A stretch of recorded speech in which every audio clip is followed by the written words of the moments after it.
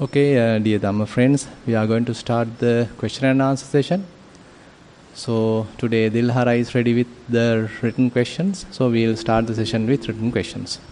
Theruvan Saranai Bante, there are 10 questions that are mainly on meditation. Morning sitting meditation, reporting. Theruvan Saranai, Venerable Swamin Wahansa. Sat down comfortably and observed, here now I am. Observed that I was tired and allowed myself to be just be. Gradually mind and body relaxed. Attention naturally drawn to the breath. Attention did not stay there. Observed a steady stream of drops of sweat drip from below the chin, flow down the middle of the neck and soak the top front of the clothes. This drip continued for most of the hour. Occasionally, the mind would go back to the breath but not stay there. The drips would continue. The mind would wander off periodically, but not much. Can't remember any particular thought. Much merit to you and all the organizers of this retreat. That's all. Yes. Okay, there is nothing much to add. You can simply continue. So basically there are, but if you could add some information regarding your walking, that's also good.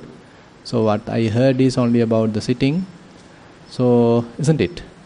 Only about sitting, no? Yes. So probably please add your walking experience as well. Then we can see the overall how you are doing, and this is okay, and you can continue.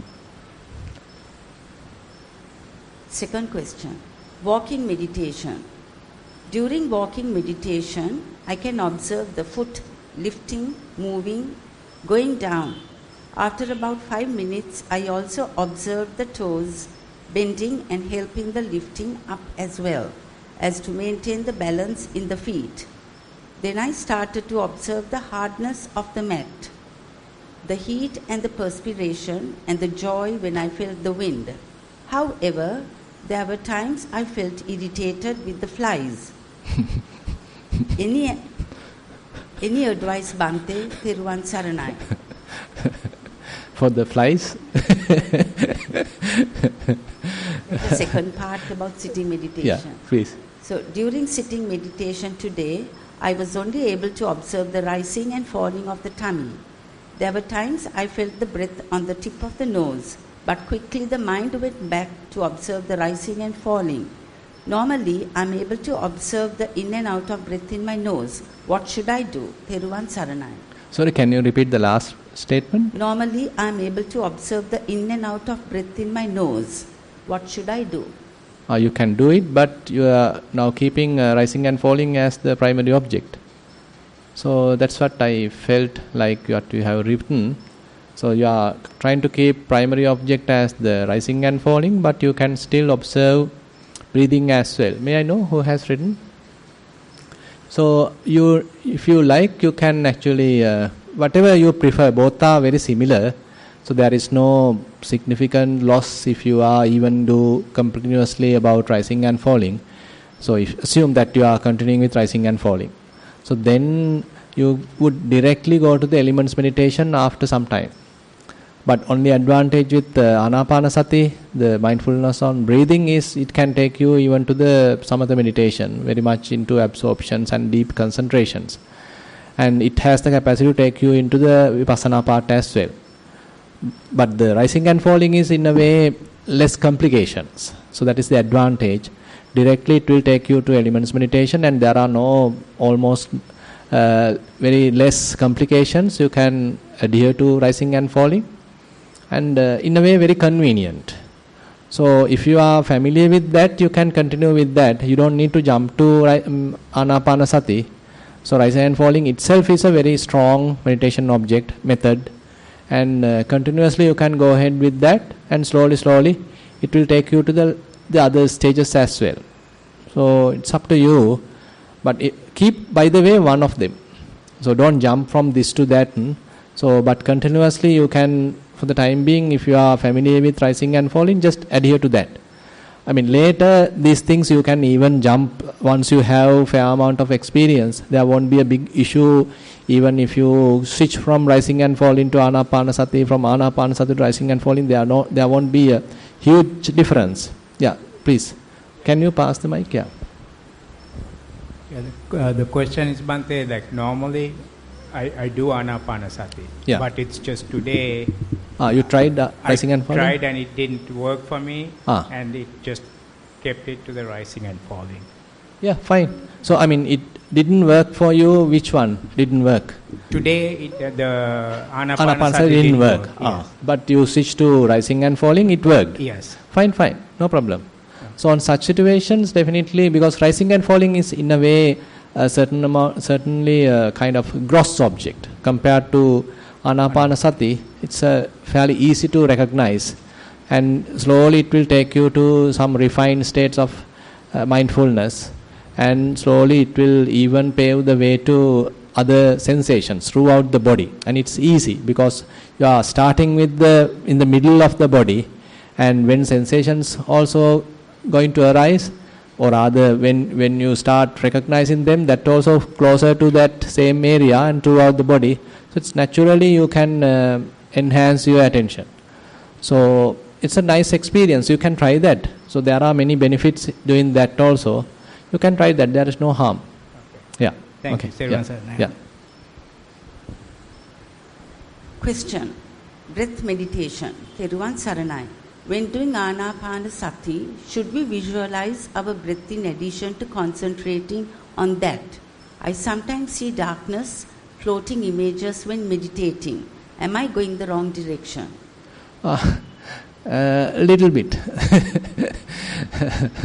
Basically, so visualizations are not encouraged. So it can happen, by the way. It depends on the person. Certain people can see various visualizations, different perceptions, images, and all these things are possible, particularly when the breath becomes subtle. So that depends on the person. For some people it doesn't appear, so you are strictly with the breath even though it is subtle. But for certain others, when breath becomes subtle, certain images can appear. So at that moment, don't go ahead with that images. So images are merely perceptions. Images are merely images, mental images, and they are simply sanya, signs. So if we attribute a person to it, if we attribute say any kind of an animal or person or corpse or whatever it is to that particular image, if we are adding any value to that, then we are trapped, when we are caught. But if you recognize, yes, my eyes are closed, now I see something. So it's a mind-made image, mind-made illusion, kind of an hallucination. So just recognize that, just slowly ignore that. If it appear like more prominent, you slowly bring your attention back to the body, because it can appear like fairly brighter, or rather brighter than maybe kind of a significant something, because it appear like in front of you, fairly a clear image, even though your eyes are closed. So that's where we get trapped, that's where we get deluded. So but at that moment the reminder is your eyes are closed. So how I can see something while my eyes are closed? That is because of the mind-made nature. So mind has the capacity to generate this kind of things. So we should not encourage that. Rather can simply drop it. If it is not dropped, slowly bring your attention back to the body, something physical, which is verifiable, and you need to go ahead with that. So remember one, in a way, kind of a rule in the Satipatthana practice. So the path is fairly depend on very ordinary experiences, tangible experiences, verifiable experiences, not with hallucinations, not with illusions, not with images, not with visualizations. So fairly the experience is a direct experience. Later, by the way, once you are fairly developed, particularly in the Chittanupassana, then actually you have some understanding about what's really going on. And even this mental image you can use as a mere perception, as a mere image, and as a result of that understanding, it will slowly go away. But at the beginning, sometimes we get caught with it. So that's why we are sort of instructing to keep your attention back in the body. But later, once you have some fair amount of experience, then you know how to handle it. Even with an image, you can directly, rather than you don't need to come back to the body. You can recognize it as an image and allow it to slowly fade away. It will naturally fade away if you are not strengthening it, if you are not sort of feeding it. If you are not getting deluded by that, it will slowly, it has a nature to fade away. So I hope that you got the idea. Yeah. Honorable Bhante, during meditation, I get into a state where I am not sure if I am asleep or awake.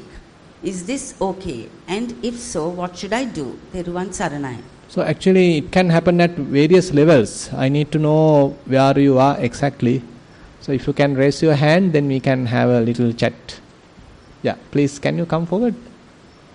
Yeah.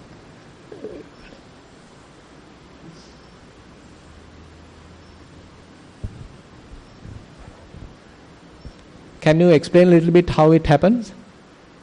I would say about 5 minutes once you start, sort of go into a state where you're not sure whether you're asleep or awake, but you don't nod off. So basically, I mean, you starting with Anapanasati? Yeah, starting with Anapanasati, and then it moves, sometimes it moves to this state. This state how? I mean, breath becomes subtler, at that level you move to this state, or? I think so, yeah. Yeah, so it can happen in a way. At that moment, are you in a mood, kind of a sleepy, drowsy mood? Not necessarily. No, not necessarily. Not necessarily. So, one option, I mean, how long are you meditating now?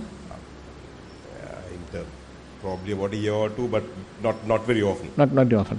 One thing is because you know that the object that we are observing is in a way very neutral kind of an object. So it doesn't have the ability to agitate the mind, keep you awake unless you are purposely make you in a way well awake. So when our mindfulness is a little weaker, we can slowly get into this drowsy state, slowly get into this kind of unmindful, little bit of sleepy kind of state. So what the best thing is that you can improve further in your walking practice, because that is where we are developing further about the wakefulness. You know, while walking we can't sleep. So anyway, we can refine mindfulness while walking. Say even a subtle touch sensation happen, you can keep a very refined attention there. Recognize certain subtle sensations so that your mindfulness is sharpened. Clear comprehension is further improved. So if you are able to bring that skill to your sitting session, then you may be able to overcome this problem, because this is a very natural thing, you know, because people are coming from a busy schedule, multitasking and that kind of a background. And when you are continuing with a very, you know, some boring type of object like in-breath and out-breath, so it's very natural to go to sleep. Thank you, man. Yeah.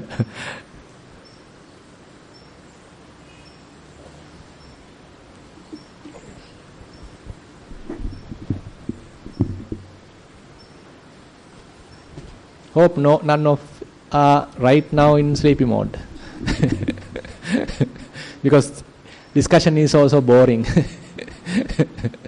Right. I do practice meditation on a daily basis. However, practice of awareness was slightly drifted away from me for about a week's time with the demise of a very much close companion of mine. Grief struck me. An enthusiasm which rises with meditation was halted. I got back with the practice this morning and the enthusiasm seeped in. It took me half an hour of walking meditation to really come to the awareness of present moment. And with the practice, I feel the entire outer world is being pushed aside from my mind. I'm focused on insightedness. It's like, isn't everything around me is taking place and every incident is happening, but I'm no more a spectator. My attention is inside. Mind is happy with no specific reason. Good. So just continue. So actually it's very interesting in a way how people are a little bit awakened, or they start having certain urgency. So Buddha divides people into various categories or various groups, And Buddha say certain people have the urgency, they arouse urgency when they hear a kind of a news what has happened to someone else. Not a relative, not a friend, a complete outsider, but they heard the news. Now say for example, recently many tragedies have taken place. Say accident, say certain incidents happen in certain hospitals and many things. Assume that none of them are your relatives, but you got shocked and you want to practice. So you are turning it in a proper way, that this kind of circumstance that you are now using in a way to arouse certain urgency, that how can I practice, how can I improve, so this can happen to me. So that kind of a way that we are arousing the urgency. So that is one group of people. The second group of people, Buddha say, it happened to a kind of a relative. Maybe not a very close relative, but by the way relative. So it happened to a relative. And anyway, assume that you participate to the, say, funeral, or that you went to the hospital and somehow you get to know, okay, it has happened. And now you struck with an urgency. Yeah, it can happen to me, it happened to this person. Like that you are comparing with the situation, and now the urgency arises. Now you come to Kalalgoda. The third group, still, even that happened, no urgency at all. Even it happened to someone else, no urgency. Even happened to the relative, still no urgency. But it happened to a very close person. Say your mother, your father, your daughter, your son, your best friend. Then you are awakened, oh my goodness, what's going on? It can happen to me. He was with me, she was with me just yesterday. How soon it has happened? So you start sort of trembling and then the urgency arises. So that is the third group. So who is the fourth group? It has to happen to yourself. Till that, no awakening, no urgency at all. So it has to happen to you. You stuck with a cancer. You stuck with a kind of a disease. So you yourself met with an accident, incurable disease, whatever it is. Then you awake, oh my goodness, what's going on? I was dreaming about this kind of thing, that kind of thing. All of a sudden everything collapsed. What am I going to do? So you are planning while on your sick bed, planning. So once you are, say, recovered, are you coming? Are you coming to Kalalgoda? Oh, forget it. Some may come to Kalalgoda. Some may are with the urgency. So they start practicing. So this is the way. So that's how, we are sort of brought to Dhamma. Dukkha has, in a way, this kind of an advantage. So this, what we are going through is in a way a kind of a suffering, tragedy. But it has an alternative result, that we are in a way looking for an alternative, looking for a solution as a result of this tragedy, as a result of whatever the panic situation.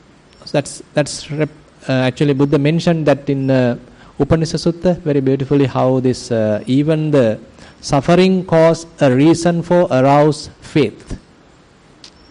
It's not that we are getting depressed or sort of harming ourselves or committing suicide. Rather, you are finding out a situation, finding out a solution. What's the alternative available? How can I overcome this problem? How can I find out a solution? So that is the way that we need to, in a way, look at this. So it's good that you have some reason to come and to develop yourself. So don't, in a way, waste time, because we don't know what's going to happen. So maybe the nuclear war soon start. So practice only we have few days. Who knows? Okay.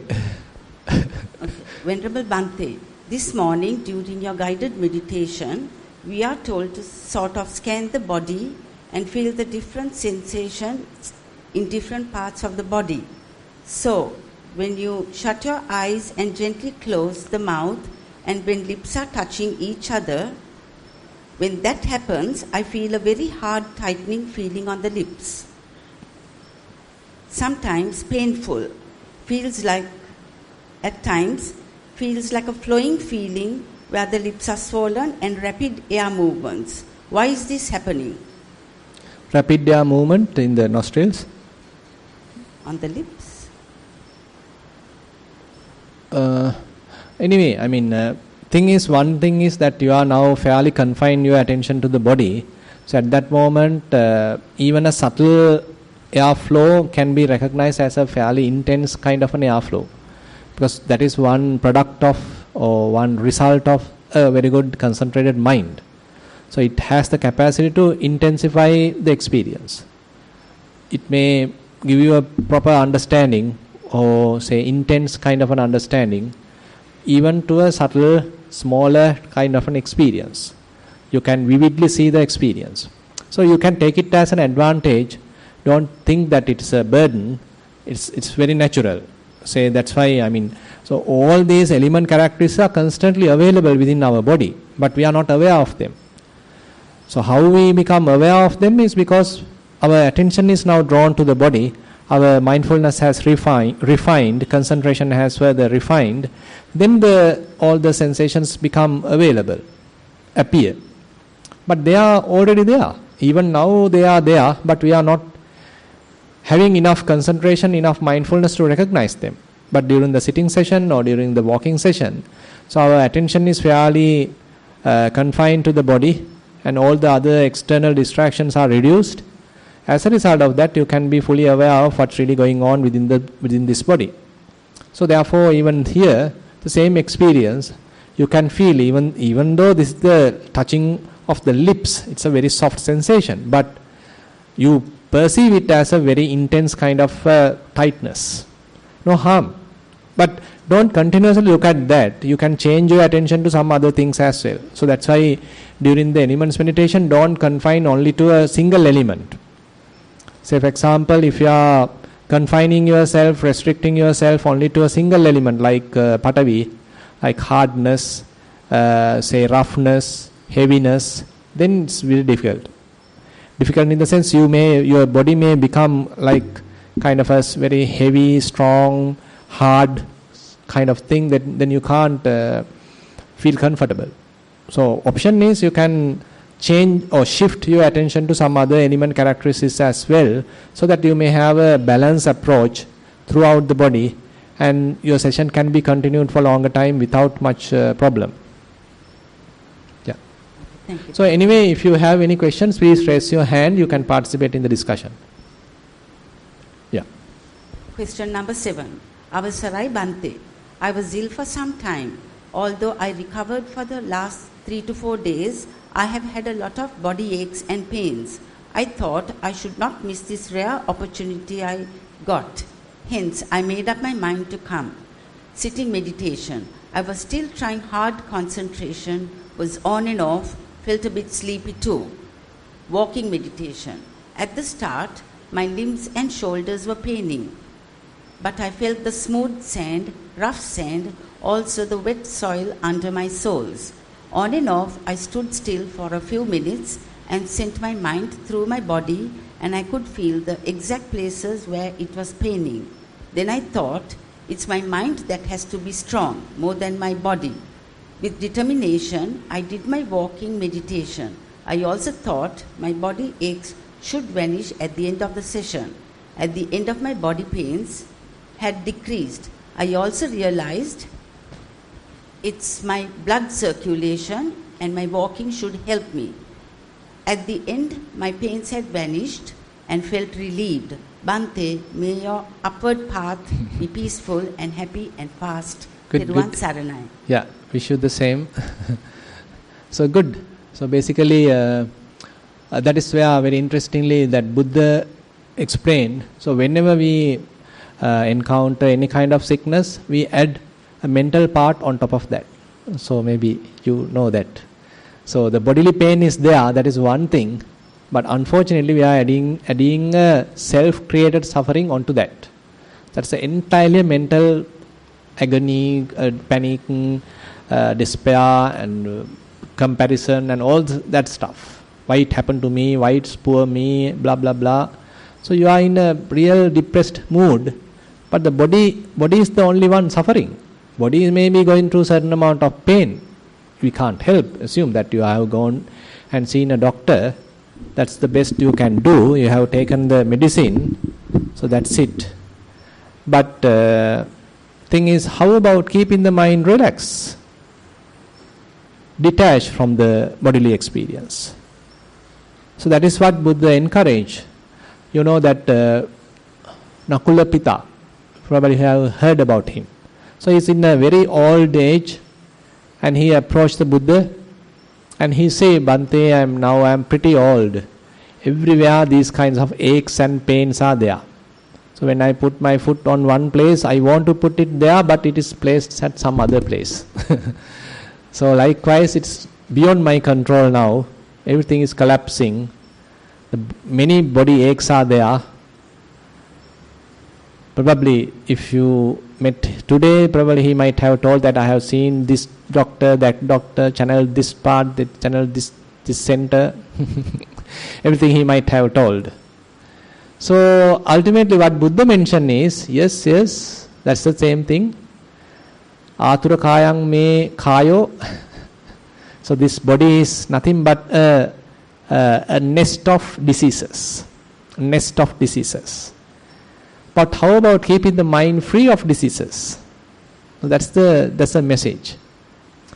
Even though the body is painful, going through a lot of aches and pains, how about keeping the mind relaxed? How about keeping the mind without any depression, without any kind of a tension?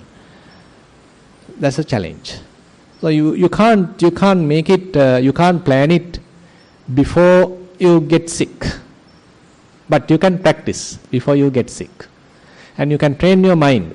You can develop certain amount of understanding. Train your mind so that you are able to maintain kind of an observation with distance. There is an experience, and you can come out of the experience and observe the experience or go through the experience with a detached mind. So that is a kind of a training that we are doing throughout the mindfulness practice. So throughout Satipatthana, that is where we are doing, where we allow a process to happen naturally. You have the capacity to watch it as a separate person, as an outsider. So that perspective is utterly important. So when you are developing that, probably you can apply the same thing when you are in a real kind of a suffering. Say body is going through a lot of pain, and you met with an accident, everything is painful, as you just mentioned, you are simply recovering, still a lot of body aches are there, pains are there. But how about keeping the mind very clear? Very difficult, by the way. I mean, you don't think that this is easy. Because there's a significant relationship between the body and the mind. So the quality of the mind is extremely conditioned, influenced by the bodily health.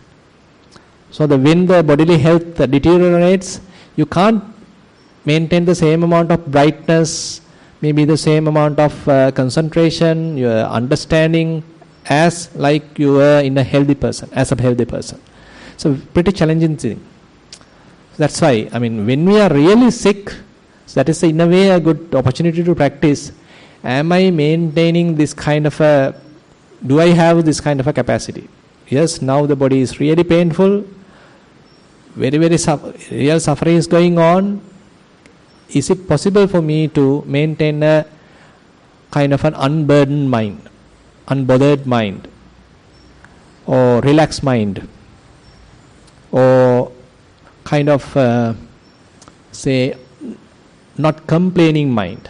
So typically we are complaining, isn't it? So complaining to others, complaining to the government, complaining to this, complaining to that, complaining to the hospital, to the doctor. Many complaints are there. How about calming down ourselves? Not easy. But it's a good opportunity. Good opportunity when the body is painful. Is it possible for me to calm down, relax? So let the doctor, the nurse, and whoever take care of the body.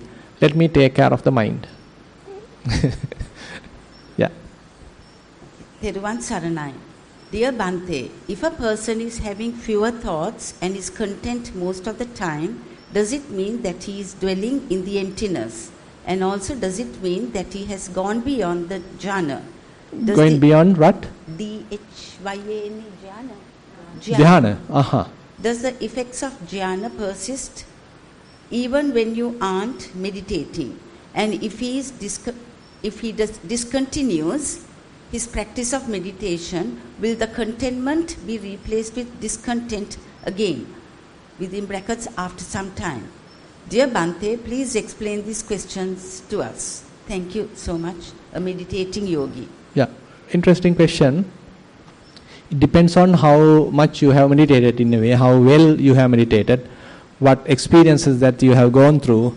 Because even if you are practicing some other meditation, say if you have attained jhana, and it calms down you to a higher degree, and even once you emerge from that, there may be very less thoughts, because it has completely calmed you down, relax yourself, you are in a kind of an absorption, and now only you emerge from that. Even for several hours, there may not be any thoughts possible. It's a deep concentration I am talking here. And only problem is, it doesn't guarantee.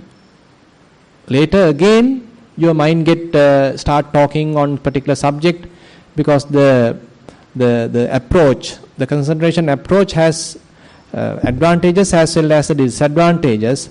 Disadvantages, same kind of a principle can be used in a way, a little harmful way as well. Say for example, assume that you are a yogi who practices dhyana, and you had a thorough concentration, and you was in a deep concentration, and now only you emerged. At that moment, assume that there's a very beautiful girl in front of you. Assume that you are a boy, or you are a girl and there's a handsome boy in front of you. So if you are not mindful, your mind can turn into lust immediately, and you may get a significant, unbearable kind of lust, even that is possible. Because that emotion or that feeling can be aggravated very quickly through the mind's this operation. The concentration can have an impact on that kind of a strengthening the thought, if we are not properly mindful, if we don't know how to handle it. So that's why it's difficult to guarantee a samatha yogi how he is handling this kind of a sensual impact or impingements, unless he is maintaining a fairly good restrainment. That's why, particularly for the samatha yogis, that's why we advise, okay, you have to maintain a very good sense restraint. Don't go to say this and that. Very careful about what you see, very careful about what you hear, because otherwise you can mess up the whole thing. But on the other hand, say this is one side. The other thing is, even during the typical walking meditation, you can come to a situation where there are no many thoughts, only few thoughts are there. Your mind can become fairly calm, relaxed, silent, and assume that you are observing all these phenomena and you are doing well. After the practice also, there could be very less thoughts, but still after another time you can generate more thoughts. You can only maintain that state for a short period. Again the proliferation can happen, again overthinking can happen. This is another situation. And there may be another situation, say you are a very good Vipassana yogi, where you are practicing a lot, you know how to handle thoughts, and you recognize how they are coming, how they are disappearing, and you are very sharp in your practice, and you are able to again and again calm down the mind very quickly. Say for example, thoughts are coming, you are step back and watching, you know how to handle them, and as a result of that they calm down. Again the peace is there. Again thoughts are coming, you know how to handle them, and slowly they fades away, again the peace is there. So likewise you do 100 times, for example. Now you have your hands-on experience, and you know how to calm down the mind very quickly, not through samatha practice, but by seeing their true nature. So when, say for example, a lustful thought arises, you recognize, okay, there's a lustful thought, and you see it objectively, properly, putting them in their proper perspective, and as a result of that it fades away. Again you relax, again you calm down. So what I emphasize is the Vipassana practice that you are doing in the Chittanupassana level or Dhammanupassana level, and you have that hands-on experience how to handle this, all the thinking process. Again and again you are able to relax in a very silent, peaceful state of mind. Now that peaceful state of mind is fairly consolidated within you, fairly established within you. Now even a thought happen, you don't need to worry too much because you know it will fade away. You can quickly establish yourself back in the silence. The silence has become very much like your home position, your home experience. You can quickly return that without any much of a problem. You don't need to struggle to return back to that silence. So in such situation, we are in a way fairly seasoned, fairly matured, and you have your own experience. This has to be your own experience. You have to go through it.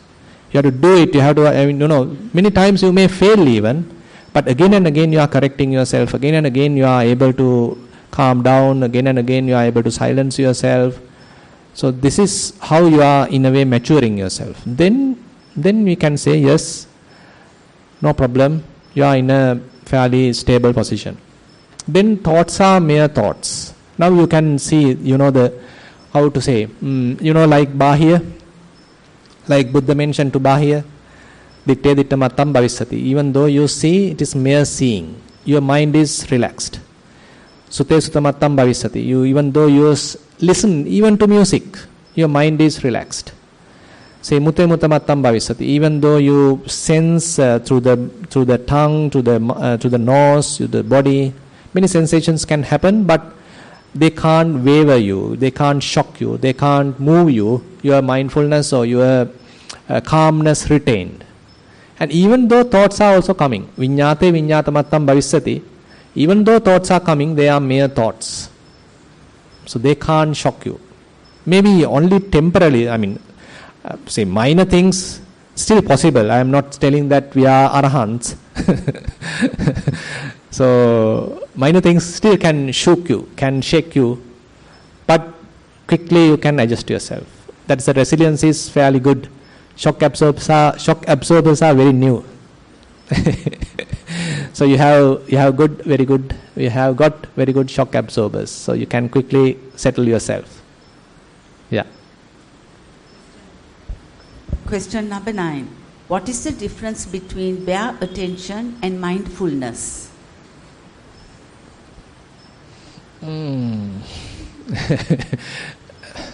So bare attention is in a way very narrow phrase, but mindfulness is a very broad topic. But in order to develop mindfulness, what we do as its initial stage is using the bare attention. Say for example, you are keeping, say you are walking, say your foot is touching the ground. So now you have to simply keep your attention there, but you are not doing any Vipassana or reflections or seeing their true nature. You can't do it yet. What you can simply do is just keep bare attention only to that sensation, that's all. Sati matre, just bare attention. So that is where you start. But that is not the mindfulness. Mindfulness is part of it, is that, yes, but mindfulness is a broader topic. So bare attention, it is not limited to bare attention. So as you are continuing your practice, so this bare attention now is a capability that you are already developed with. Now it's not the place that you need to stop. You need to further improve that. Not only that purposeful keeping attention there, focused attention there, bare attention there, but even while, say, walking, while sitting, while standing, while eating, while singing or whatever it is. So you are maintaining, you are furthering your awareness, you are enhancing your mindfulness. So in a way, the mindfulness in that sense is a broader sense. And further, so if we connect it to the complete Satipatthana practice, then it is connecting with the Vipassana as well. So even though it develops as a very, simple technique, so it is not limited to that. Now you are developing many other skills. Say bare attention now is incorporated with concentration. You can maintain bare attention for a long time. It's not mere bare attention, but you are keeping bare attention for a longer period. Say you are practicing Vedananupassana, various feelings are there. You can keep your attention there for longer time without drifting, without getting distracted. So now you have a fair amount of stability in your mind and a fair amount of ability to maintain attention for a longer time. Concentration is there. And on top of that, later, probably you may get an understanding, so that we can't attribute by mere mindfulness. We can say mindfulness is now coupled with clear comprehension, sati and sampajanya. So these are the terms that we are using. So previously we simply had the bare attention. Now it is being coupled with the clear comprehension. Now you are not merely mindful, but you know what are the more details, fair details about what's really going on. Some thorough understanding is also there. So likewise, this is a kind of a broader topic when you are talking, say, mindfulness. But bare attention is one part of it, available at the initial level, and later it also can be used, even bare attention at another level. Say, for example, like just we talked, ditte ditta mattam bhavisati. There also a little bit of bare attention, but no proliferation. But we are talking at a different level now. So there is no proper word, but these are two completely different type of levels we are talking. At the very early stage also we had kind of a bare attention as a mere mindfulness, mere focused attention. But now you are not grasping anything as a result of a thorough practice. Now you are also maintaining a very soft kind of an attention. So I hope some of you understand what I am talking. So it is not the early stage, but we are in a fairly later stage where many things are going on, but your mind is maintaining kind of a glancing kind of a awareness. You are not being driven by anything. So you are maintaining a very soft attention everywhere, kind of a very soft awareness, a pervaded kind of awareness. That also we can call as bare attention if you like. But there's a significant difference, by the way.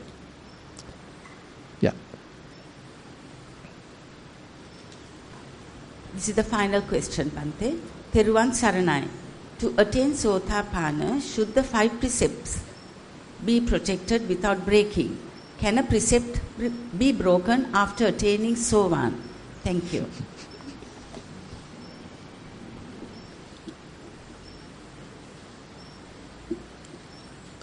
So please answer. So please raise the hands, Sotapannas. Please answer.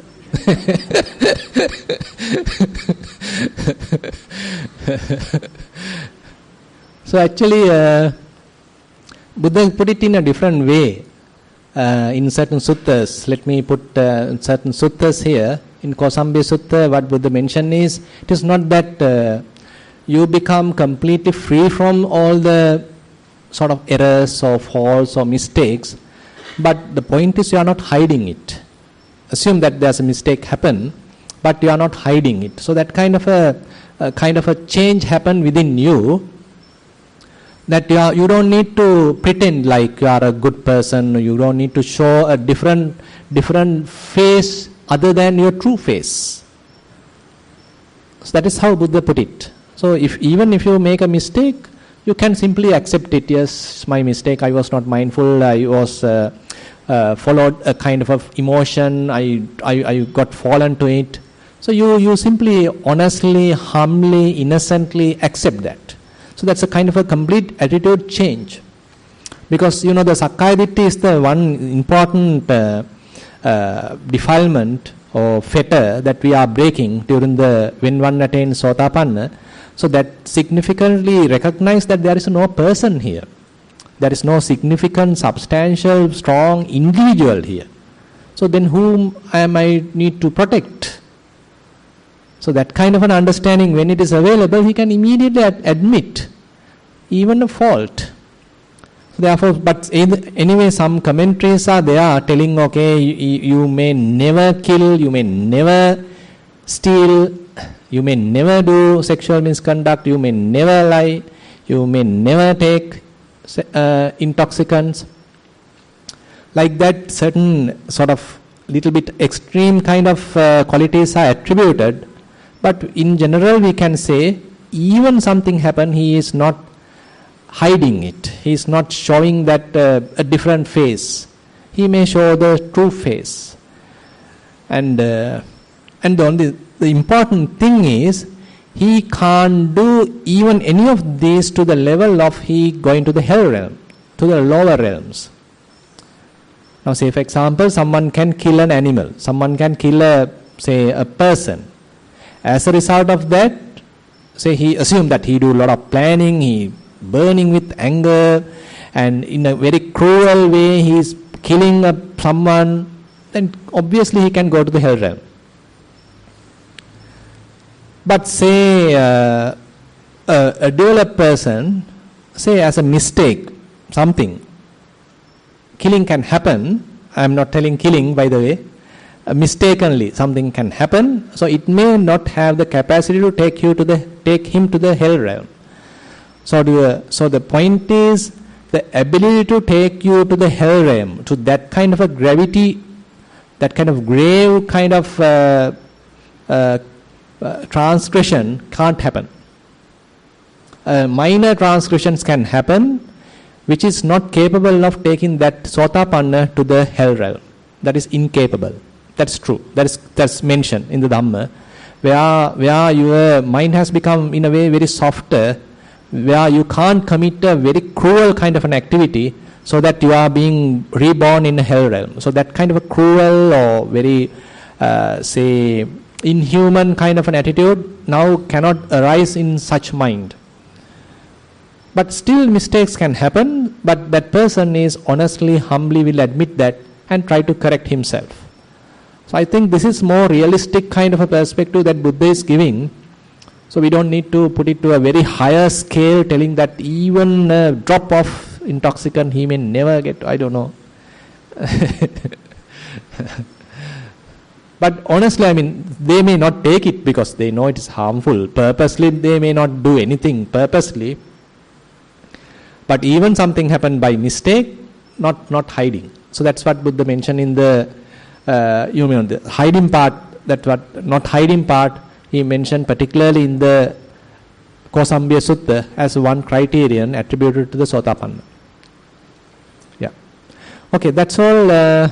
We received the questions. So if you have any question, any doubts, please come.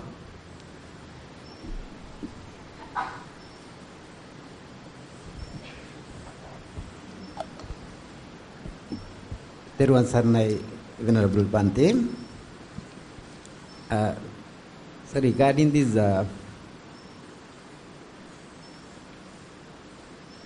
Vinaya Pitaka that I think you are referring to, that Vinaya Pitaka, there are avat, offenses, yes. Yeah, even the Shinasava even can commit something, yes, no, unknowingly, something. yeah, can. But that those things don't go into the five percepts.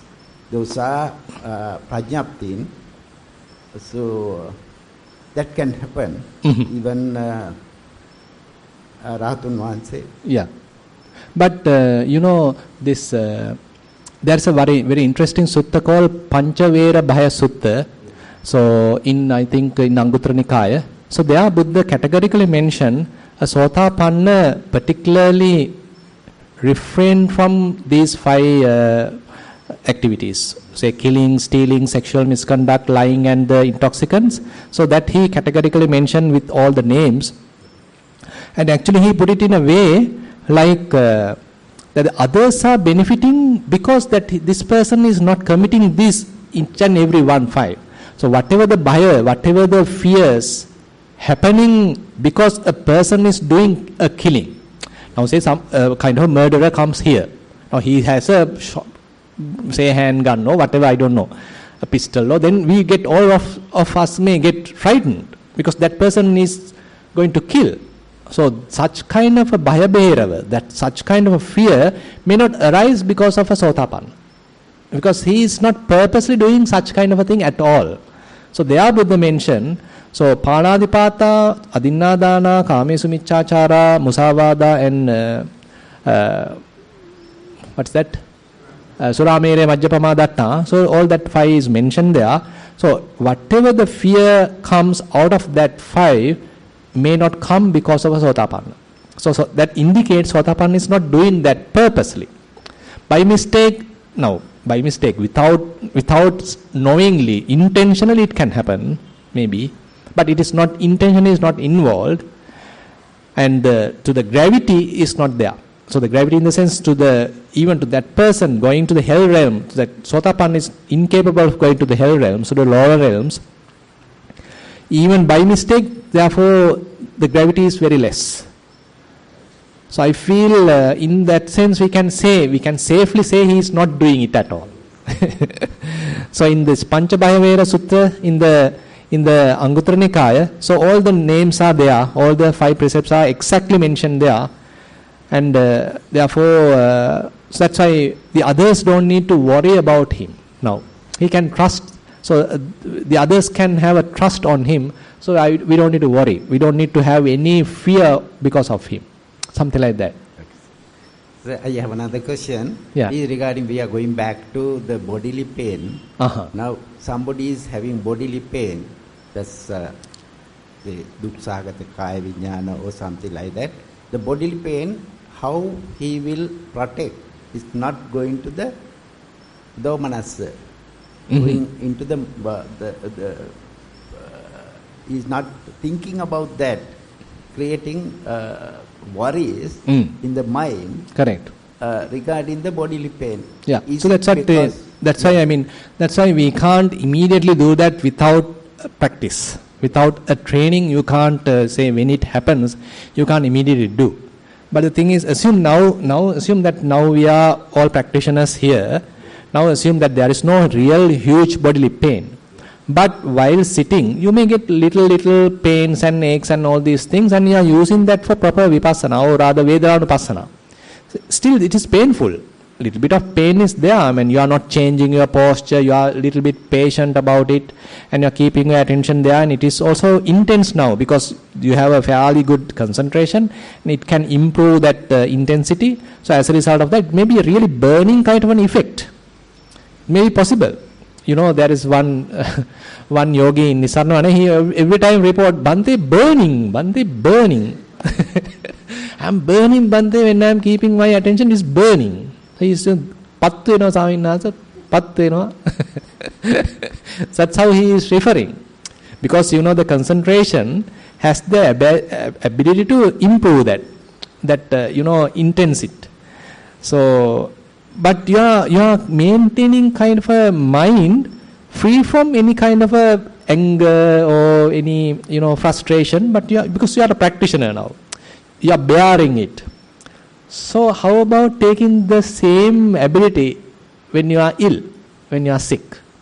Now another pain is going through in the body. How about now the same capacity that we are developing here, now we have to bring there as well. Yeah, now it's a good opportunity. Now a real body pain has arisen. Now there's a wound, it is generating a lot of pain. How about keeping until to that level? I can't stop that. Say, medicine and all these things may be working, but still pain is there. I simply acknowledge it and simply maintaining kind of a, say, neutral attitude at least, kind of an equanimous attitude and kind of an acceptance, this is the way. This body is painful. This body is constantly go through a lot of suffering. Now I am admitting it. I am not trying to sort of say deny it. I have the full acceptance. Yes, that's the way it is. It's not kind of a defeated, depressed kind of mood, but a very thorough understanding, and then you accept. Yes, it is true. Let me calm down. Let me relax. Actually, I can't say it's only possible to the Buddhas. I mean, many others also have gone through that. And many now, even the commentary stories are there, how monks have gone through all these kind of things, and how Buddha himself has gone through a lot of suffering, and he bared that, all that. So, I mean, these are in a way kind of how we have to, connecting our practice to our real life. It is not the practice that we are doing only at Kalalgoda. So we have to bring it to our own real life. So when we are going through these kind of difficult situations, when we are at a difficult place, say you are in a hospital, all others are, painfully screaming and all these things are there. How about you as a practitioner maintaining kind of calmness? Not easy. Not easy, but that is the place. That is the practice. That is the practical approach. Okay. Challenging. Yeah. But I think we have some experience with, I don't know whether that person is available here. There is one organizer with us. What's her name? Retreat organizer who passed away through a cancer. Devika. Yeah, Devika. So her sister is not there today, no? No. So there is one Devika. So she used to be a retreat organizer at Nissarana. She used to come here, Kalalgoda as well. I think she went through fair suffering. But I heard that she bore it very decently. So she is a good practitioner. And continuously she was practicing. And she admitted the whole thing and peacefully passed away. So I heard that news. So likewise, so these are very, practical situations, actual situations we can come across. We need to, in a way, be prepared. Because we don't know how the life would happen to us. It is not that we are being negative. By the way, this is how the life is. So that's why be prepared is one interesting statement.